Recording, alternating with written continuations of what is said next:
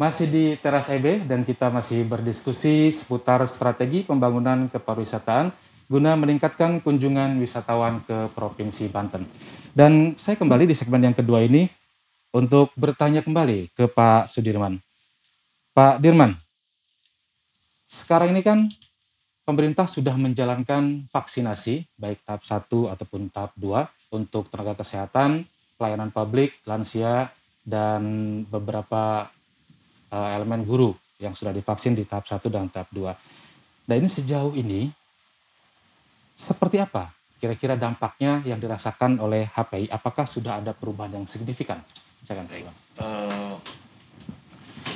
Bicara sebelum vaksin ataupun juga setelah vaksin, Ya. kunjungan wisata secara pribadi, Iya. bukan melalui travel agent sudah Iya. banyak, sudah ada, betul. bisa dibuktikan Banten Lama. Itu tapi tanpa melalui travel agent. Kami ini biasanya adalah melalui travel agent. Animo masyarakat terhadap wisata sangat tinggi sekali. Hanya saja ada keterbatasan. Nah, kelemahan di kami, di objek wisata belum menerapkan standar kesehatan. Standar protokol kesehatan. Ya, terbukti waktu itu saya kunjungi rumah makan, mereka cocok saja. Sementara kalau tamu Jakarta sangat riskan. Kalau orang kita di kampung ini ya bebas. Sudah merasa saja. Terbiasa. Perlu ada itu, ada strategi itu. Semuanya harus pakai. Padahal udah CS-nya udah berjalan, udah ada pelatihannya. Ya, tapi kenapa mengabaikan? Kalau kami di pemandu harus, Pak.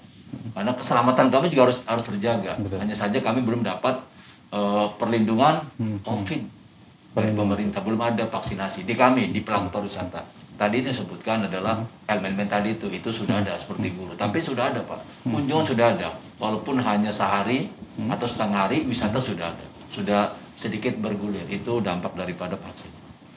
Perubahannya sudah ada, walaupun belum signifikan. Belum signifikan. Selama ini HPI apakah ikut mendengungkan ke para pelaku industri pariwisata untuk menjaga prokes tersebut?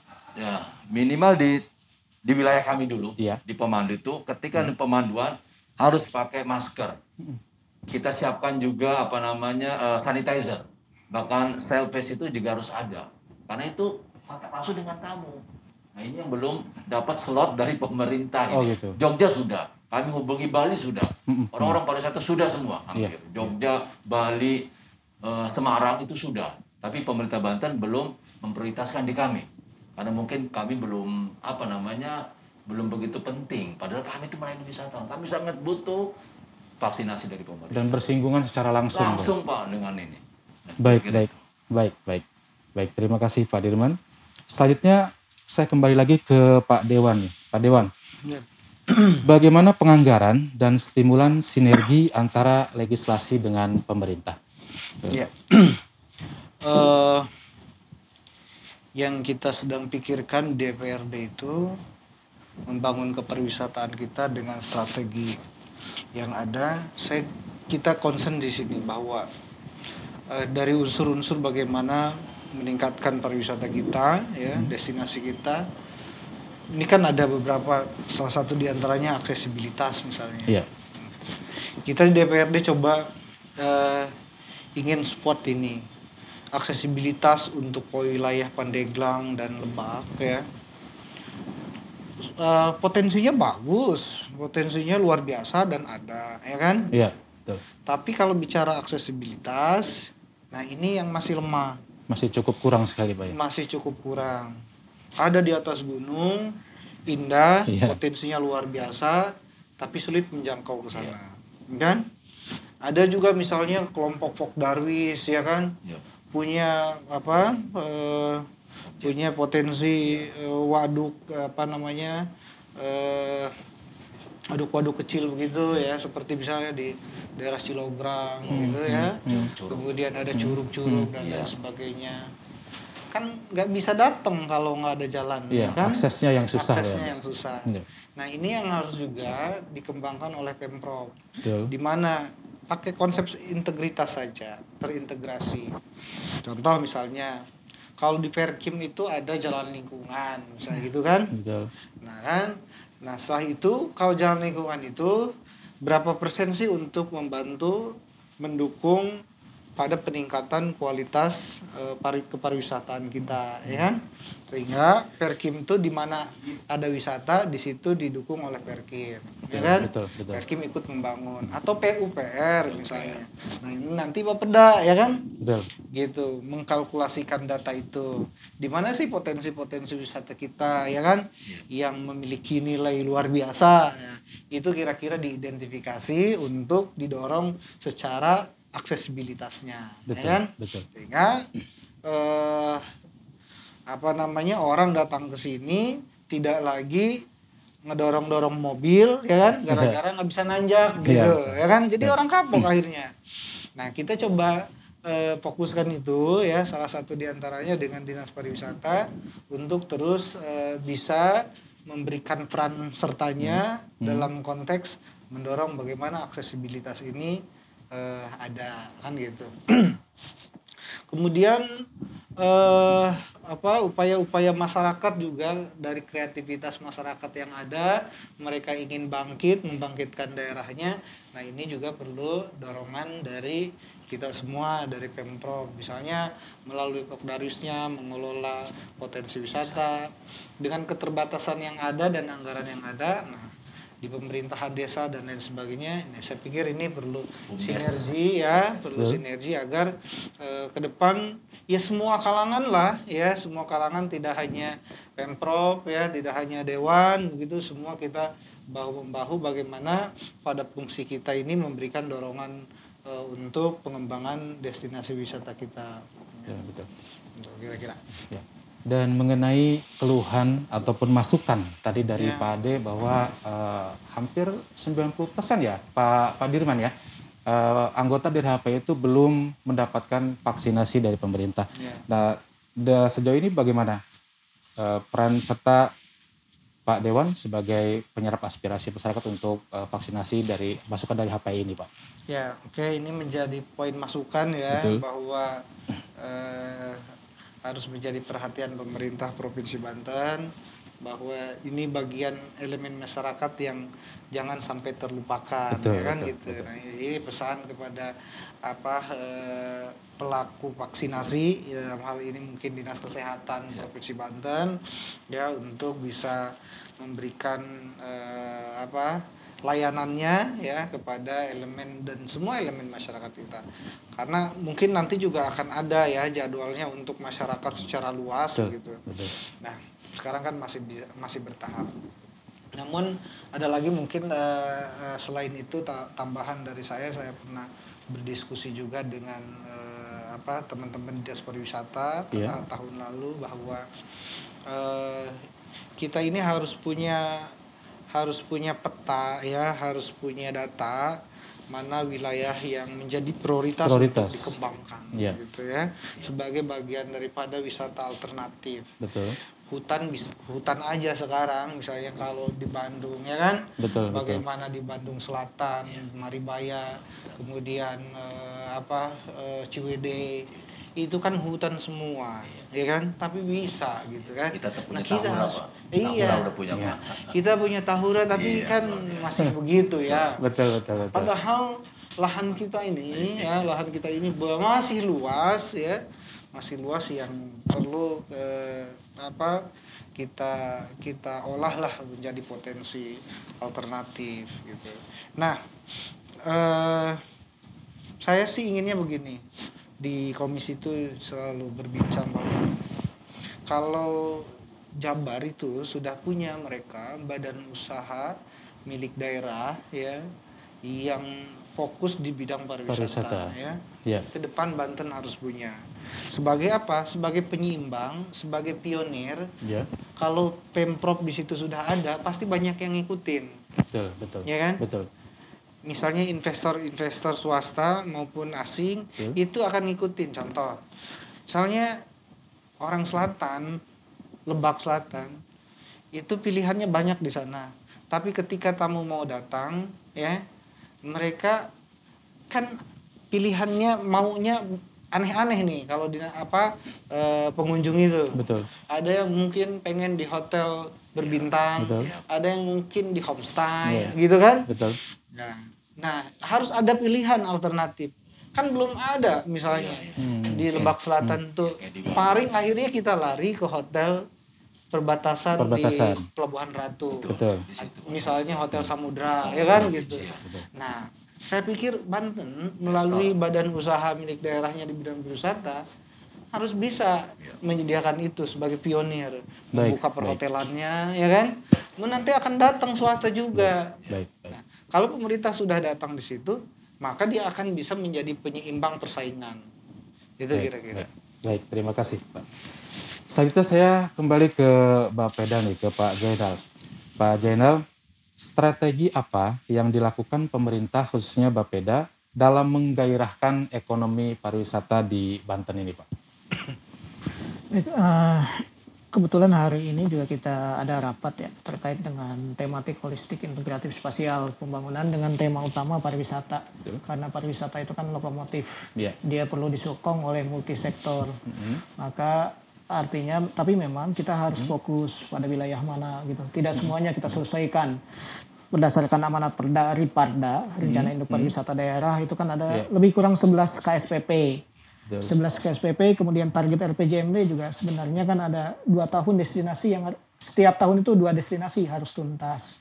Oleh karena itu ini juga sudah mulai kita fokuskan untuk 2022 lokasinya mana yang kita pilih. Ya kalau memang komitmennya konsensusnya itu nanti di daerah Lebak Selatan, Lebak dulu dan Pandeglang karena kebetulan Lebak juga pariwisatanya itu menjadi tagline dalam visi misi bupatinya sehingga relatif nyambung. Dari situ kita tentukan temanya apa yang akan dikembangkan, apakah pariwisata alam dan sebagainya, kemudian dukungan tadi dari PUPR-nya seperti apa, Perkimnya seperti apa. Karena memang tidak semua jalan lingkungan punten Pak Ade bisa kita tangani karena kan terutama jalan lingkungan yang terkait dengan dia menjadi kawasan strategis pariwisata provinsi atau tidak, atau berbatasan dengan daerah lainnya atau tidak, sehingga pendekatannya bisa holistik. Holistik itu artinya apa? Banten Lama kan sudah tuntas, tapi ketika kita bicara kelembagaan yang mengelolanya ini kan menjadi PR kita juga.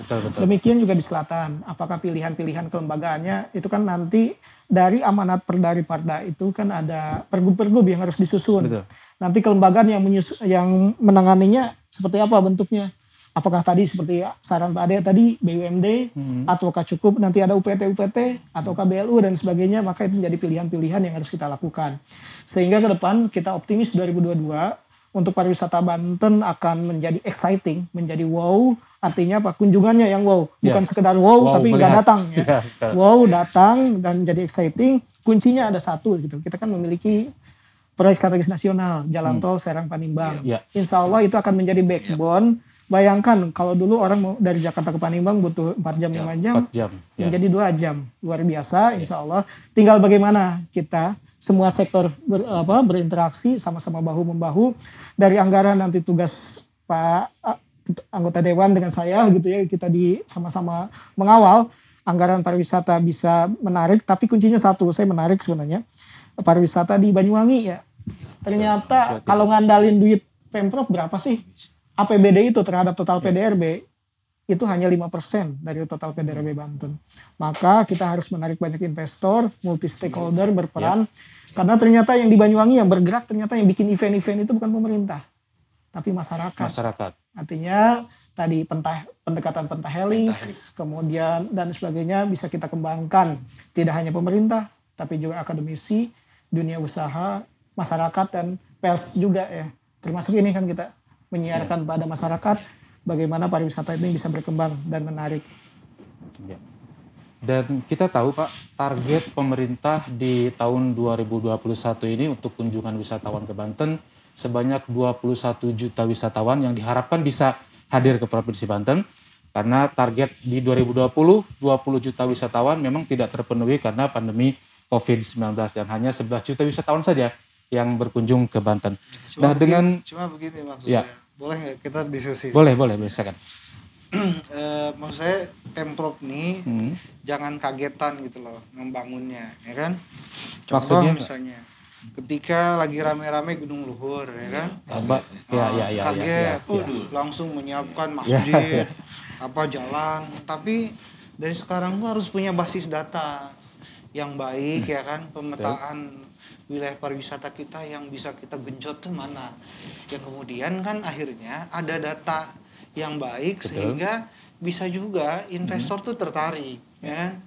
Jadi data itu kan kan juga harus disertai dengan data pengungkit. Orang tuh kalau buka di sini ya kan, misalnya ini akan berdampak kepada apa saja, sehingga nanti bisnisnya itu ya kan, misalnya kalau di wilayah Serang Barubug ke sana, misalnya Ciomas ya kan, pada Lincang gitu. Nah, kan di sana itu ada airnya misalnya seperti apa, data pengungkitnya, ya kan, sehingga misalnya orang bisa buka tempat wisata, bisa juga menyediakan bagaimana memancing ikan, tawar dan lain sebagainya, sehingga ada pilihan menu untuk orang berwisata. Jadi datanya ini memang harus baik gitu ya, sehingga nggak kagetan.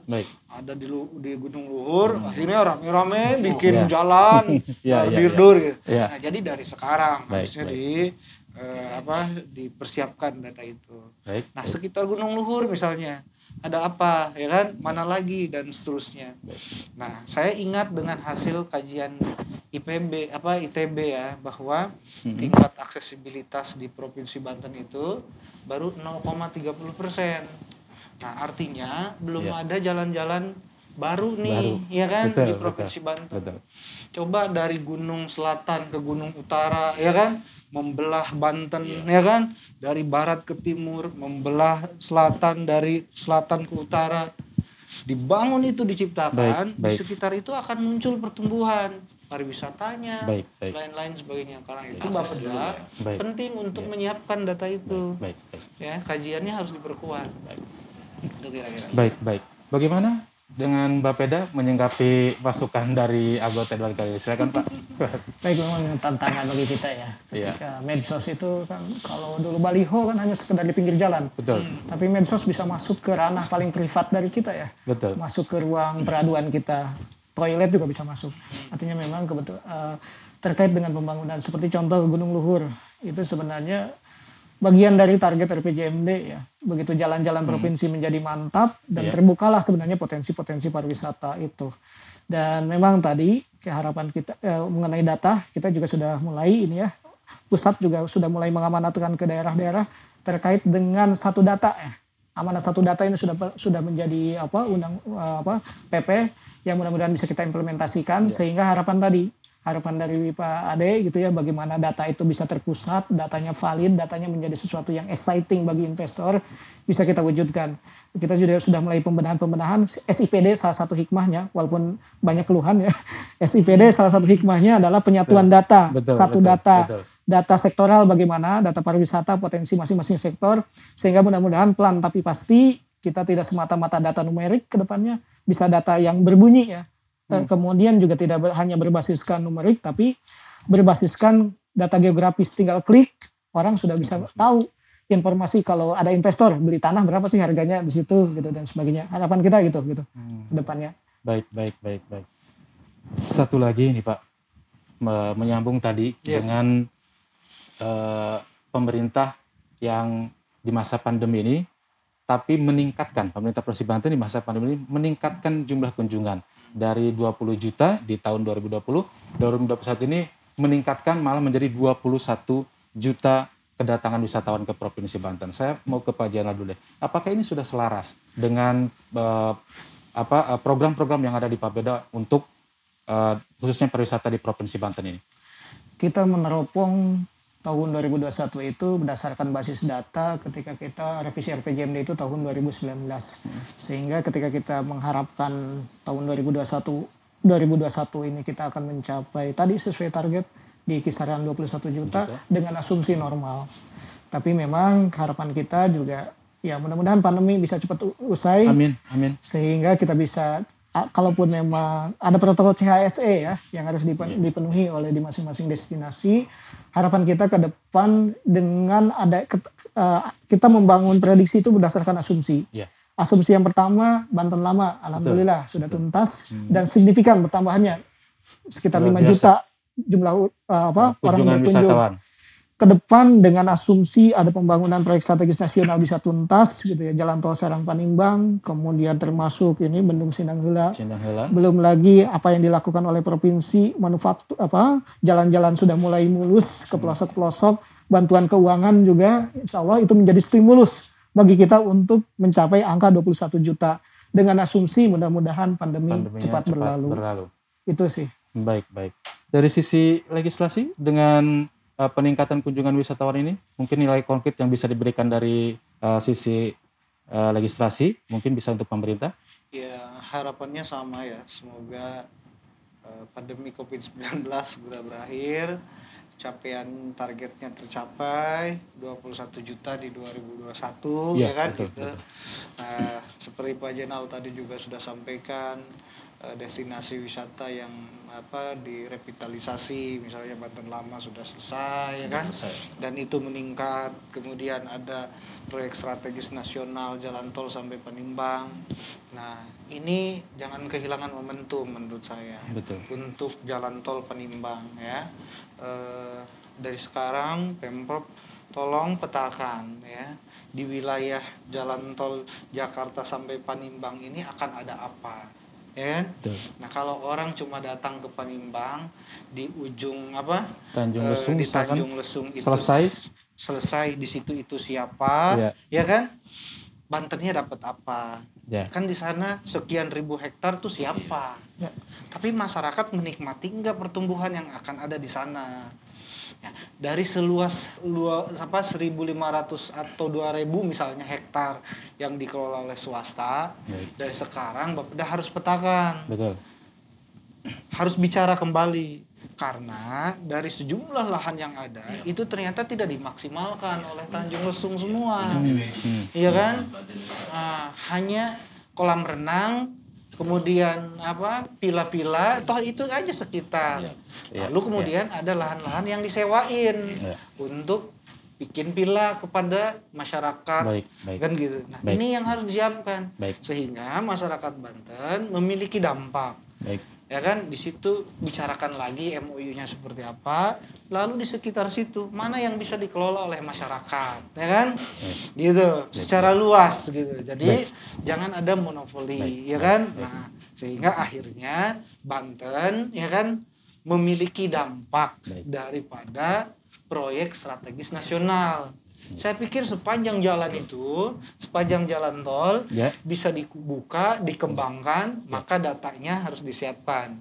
Misalnya wisata kebun kebun teh gitu, atau wisata kebun agrowisatanya, ya kan. Saya pikir ini yang bisa ditawarkan juga pada investor-investor lain, baik swasta maupun luar. Itu harapan saya. Sehingga dengan adanya pertumbuhan akan ada nambah lagi mungkin lebih dari 21 juta Pak Jenal, ya kan? Mudah-mudahan, insya Allah, amin. Yang untung sih Pandeglang, karena Lebak mah sedikit doang gitu. Ya. Baik, luar biasa sekali perbincangan kita pada siang hari ini, dan sayang sekali Bapak-bapak sekalian, waktunya memang sudah sangat terbatas sekali. Namun di penghujung acara ini saya inginkan closing statement, dan yang pertama mungkin untuk Pak Dirman dulu, silakan Pak. Banten Jaya, dua kata tapi sangat bermakna. Pak Jainal, monggo. Kunci misi 5 adalah pertumbuhan dan pemerataan ekonomi. Pertumbuhan industri, sementara pemerataan salah satunya adalah pariwisata. Maka tidak ada pilihan, kita harus memajukan sektor pariwisata. Baik, terima kasih. Terakhir mungkin dari Pak Ade Hidayat. Saya yakin Banten bisa, karena daerah lain bisa melakukannya. Banyuwangi bisa, Jabar bisa, dan Banten harus bisa. Caranya adalah fokus pada pembangunan yang terintegrasi, saling mendukung antara satu dengan yang lainnya, sehingga program bisa dijalankan dengan baik, ya, dan ada manfaat yang betul-betul dirasakan oleh masyarakat dari hasil pembangunan. Jadi jangan yang ini bangunnya ke sono, yang ini bangunnya ke sini, ya kan? Jadi semua di mana nanti muaranya akan ketemu, disitulah ya masyarakat akan terdampak positif dari apa yang pemerintah lakukan. Baik, terima kasih Bapak-bapak semuanya. Terima kasih untuk waktunya sudah mampir di Teras EB, dan semoga saja perbincangan ini bisa bermanfaat, memberikan wawasan dan juga pencerahan khususnya bagi pelaku industri pariwisata di Provinsi Banten. Sekali lagi terima kasih Bapak-Bapak. Dan akhirnya Sobat EB, perbincangan kita hari ini harus sudah berakhir. Namun jangan lupa untuk selalu like, komen, dan subscribe. Nyalakan juga lonceng notifikasinya. Atau like, follow juga di FB kami, Teras EB. Like and follow juga di Instagram kami @visitbanten.id. Ada Twitternya @visitbanten_id. Atau bisa juga kunjungi di website kami www.excitingbanten.id. Akhirnya saya Rudep beserta kru yang bertugas hari ini pamit. Wassalamualaikum warahmatullahi wabarakatuh. Sampai jumpa.